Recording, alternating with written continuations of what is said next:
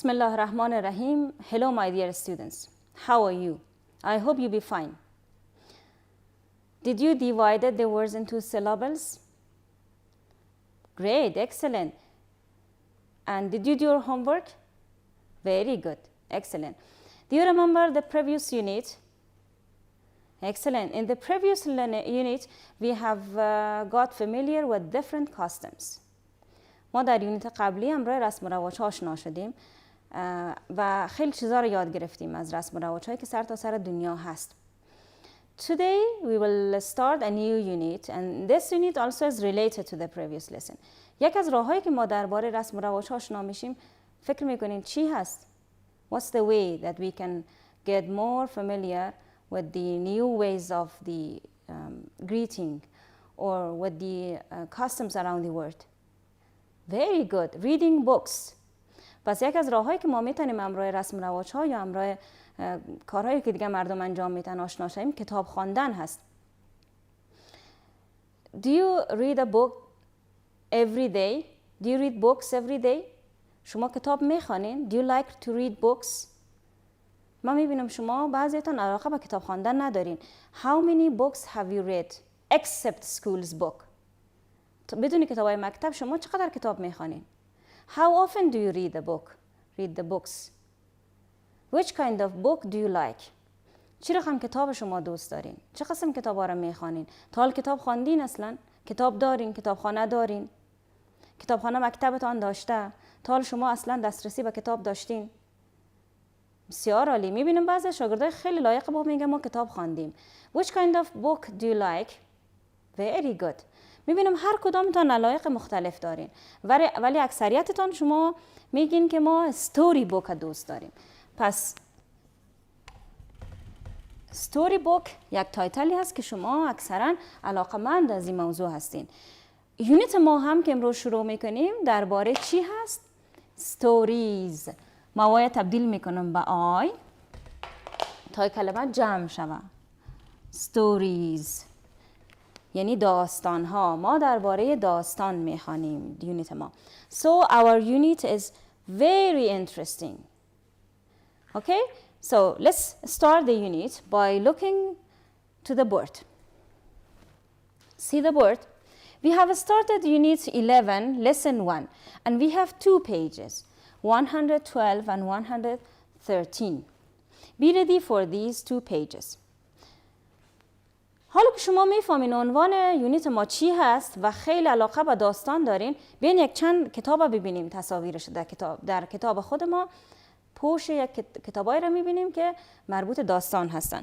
Open your books and see the pictures. See the pictures. They are the books. Story books. کتابای داستان هست. ما میبینیم this is a horror book or horror story. Horror یعنی وحشتناک. For example, we have horror stories. قصه های وحشتناک. The next one is true. مثل که Second World War هست. یعنی جنگ جهانی دوم. داستان های واقعی هست. Science fiction. Fiction تخیلی هست. یعنی علمی تخیلی. داستان های علمی تخیلی. And historical fiction. تخیلی و تاریخی. داستان‌های که هم تاریخی است هم تخیلی. They are not real. اینا داستان‌های واقعی نیستن. ببینیم شما این سوالا رو چی جواب میدین. What type of stories are these? چی نوع داستان‌ها هستن؟ با هم خواندیم که انواع مختلف بودن. Which type do you like the most and which type do you like the least? Why? کدام نوعش شما زیادتر خوش دارین و کدامش کمتر؟ For example, I like the science fiction the most. من بیشتر علمی تخیلی را خوش دارم. How about you? Which one do you like? And which one do you like the least? و کدامش شما کمتر خوش دارین؟ Who is your favorite author? نویسنده مورد علاقتان کی است؟ For example, mine is Charles Dickens and William Shakespeare. Mine are William Shakespeare and Charles Dickens. How about you? شما نویسنده های مورد علاقه تان کدام هستند؟ حالا کتاب خوانده باشین نویسنده ها هم نامایش یاد دارین. What type of stories does he or she write؟ چه قسم داستان این نویسنده شما نوشته میکنه؟ از این انواعی که در بالا ما نام گرفتیم کدامشه؟ چی رقم نوع داستان نوشته میکنه؟ And what does a book cover tell you؟ و کتاب یا پوش کتاب چی چیزی را بر شما میگه؟ See, this one also is a kind of book that is adventure. یعنی ماجراجویی هست. Adventure. ده ماجرا هست. Let's read the conversation. This conversation is about the books. Okay? Practice the following conversation with your partner. اینمی conversation همراه پارتنرتان شما تمرین بکنین. What were you doing at the bookshop yesterday؟ خوب استراکچرش هم دقت بکنین در جمله. شما چی کار میکردین دیروز در کتابخانه، در کتاب فروشی؟ چی کار انجام میدادین؟ در حال انجام دادن چی کاری بودین دیروز در کتاب فروشی؟ I was looking for an interesting adventurous story. من در حال پیدا کردن یا به جستجوی یک کتاب ماجراجویی جالب بودم. یک کتاب داستان.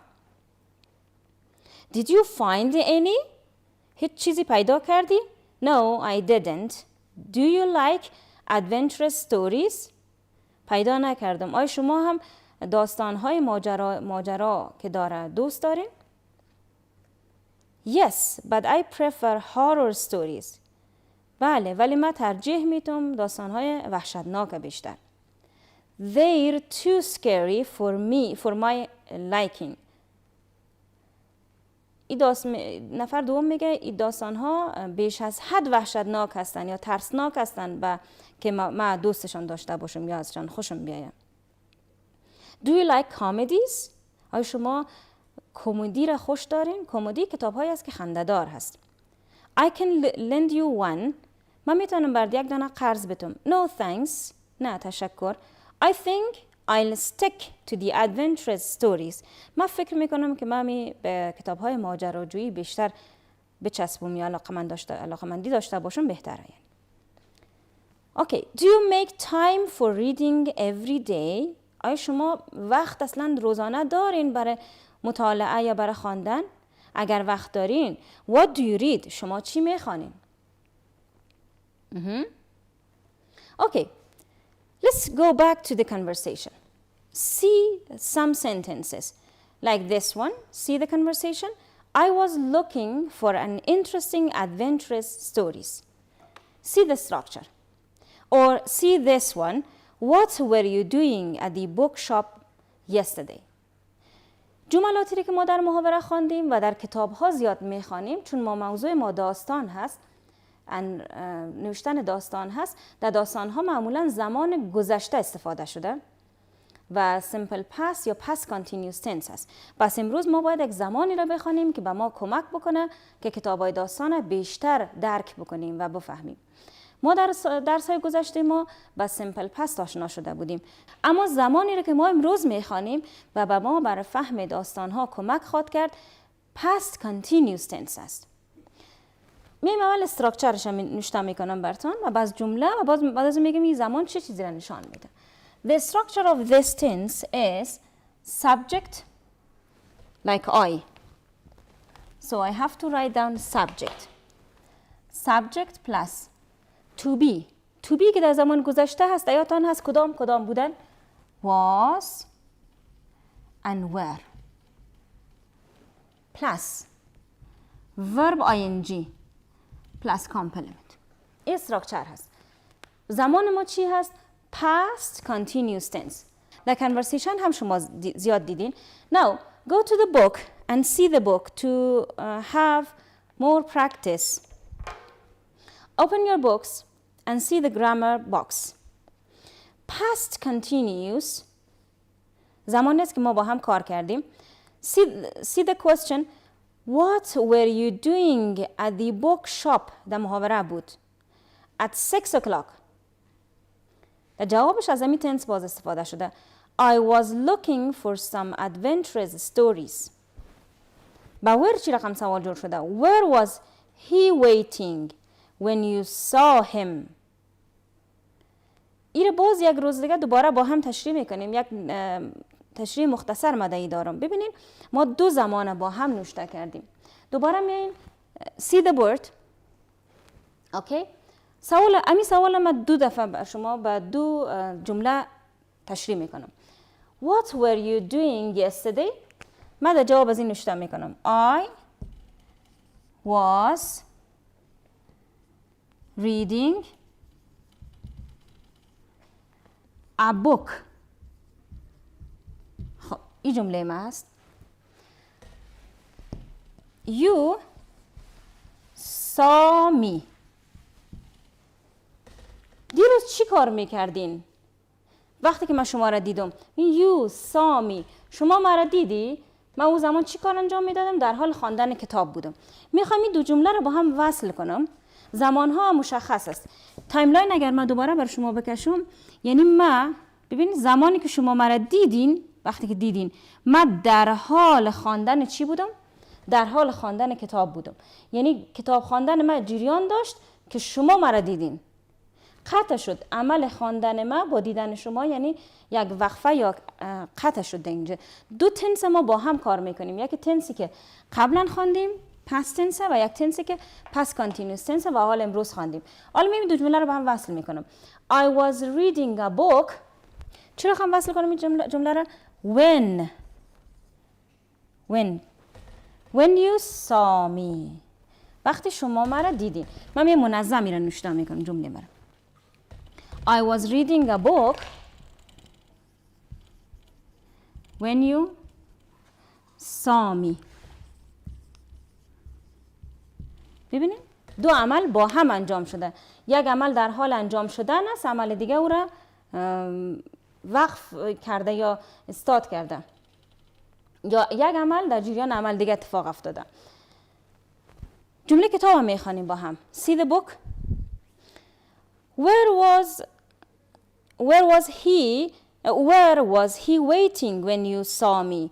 کجا او در حال انتظار بود وقتی که شما مرا دیدین؟ میتونه در جوابش قسم بگوید که he was waiting in the bookstore when you saw him. He was waiting in the bookstore when you saw him. Were you looking for some stories in the library? Yes, I was. No, I wasn't. Now, let's do this exercise. Complete the following paragraph using the past continuous. Yesterday, the school library was very busy. Several students were standing. دیگه جملات شما بخونین چون وقت ما کم است و خانه پوری بکنین. And let's read an interesting story about the mountain. اوکی، ما راستن میریم به قصه که امروز میخوانیم. باز هم تنس هم در استفاده شده، تنسی که با هم کار کردیم، past continuous tense و داستان هم هست. So listen to this part that is so interesting. Mountain story. خوب دقت بکنین که وقت ما کم است، من مجبور شاید تیزتر بخوانم. A son and his father were walking on the mountains. زمان متوجه باشین کجا زمان past continuous استفاده شده. یک بچه همراه پدرش در حال قدم زدن روی کوهستان بودن. Suddenly his son fell and hurt himself. ناگهان بچهش افتاد و صدمه خود زد، یعنی آسیب دید. He screamed. او فریاد زد.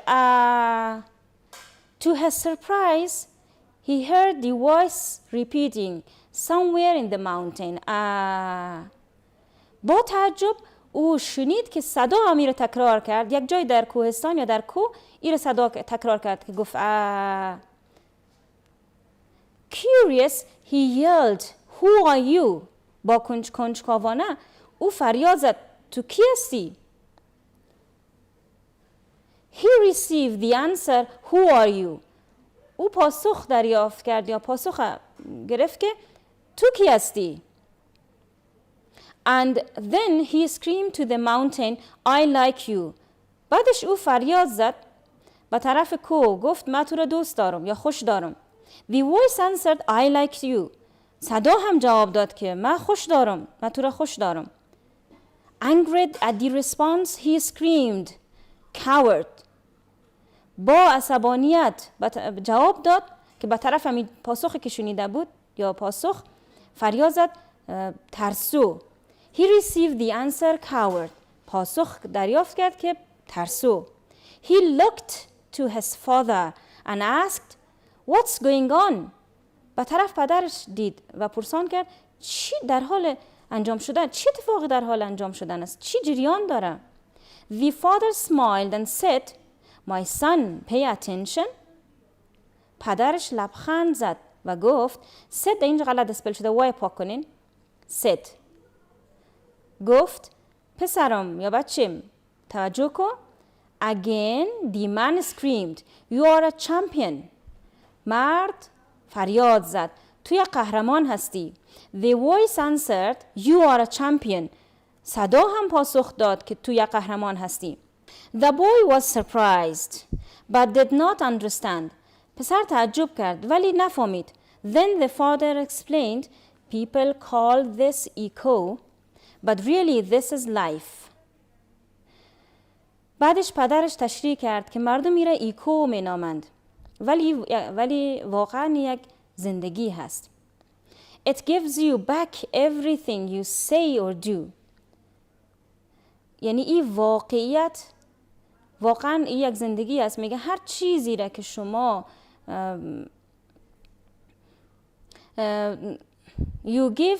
it gives you back everything you say or do. میگه او به شما هر چیزی را که میگین یا انجام میتین پس میتن. Our life is simply a reflection of our actions. زندگی ما به صورت ساده یک انعکاس از عملهای ما هست. If you want more love in the world, create more love in your heart. اگر شما محبت بیشتر در دنیا میخواین، محبت بیشتر در قلبهایتان به وجود بیاورید. If you want more competence in your team, improve your competence. اگر شما شایستگی بیشتر در تیمتان میخواهین، شایستگی خودتان انکشاف بدین یا زیاد بکنین. This relationship applies to everything in all aspects of life. این ارتباط در تمام چیزها هست، در تمام ساحات زندگی یا بخشای زندگی. Life will give you back everything you have given to it. زندگی به هر چیزی که برش بتین بر شما پس خواهد داد. این جمله خیلی زیبا هست. ببینید. Your life is not a coincidence. It is a reflection of you. زندگی شما یک تصادف نیست. زندگی یک چی هست؟ یک انعکاس شما هست. از انعکاس از اعمال شما. So, our lesson was so interesting. We have got familiar with the stories and you have lots of homework to do. Try to read the mountain story again and do your homework. Have a good time.